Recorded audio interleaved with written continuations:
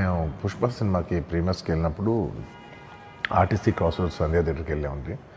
అక్కడ అనుకోకుండా crowd turn out ఎక్కువ అవటం వల్ల మేము సినిమా చూసి వచ్చిన తర్వాత మాకు తెలిసిన విషయం అంటే నెక్స్ట్ డే మార్నింగ్ దట్ ఆ క్రౌడ్లో ఒక ఫ్యామిలీ వచ్చారు.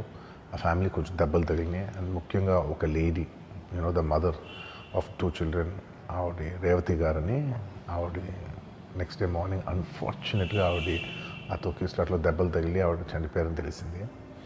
ఆ తెలియగానే మేము సుకుమార్ గారు, మేమందరం మొత్తం ఎంటైర్ టీమ్ ఆఫ్ పుష్ప అందరం సడన్గా డిసప్పాయింట్ అయిపోయి ఒక షాక్లోకి వెళ్ళాము. ఎందుకంటే అసలు ఇట్స్ వెరీ అన్ఎక్స్పెక్టెడ్. ఎందుకంటే లాస్ట్ 20 ఏళ్ళుగా ఆల్మోస్ట్ అన్ని సినిమాలకి మెయిన్ థియేటర్కి వెళ్ళి సినిమా చూసి వస్తాం అనేది ఒక తెలియని ఆనవాయితీ లాంటిది.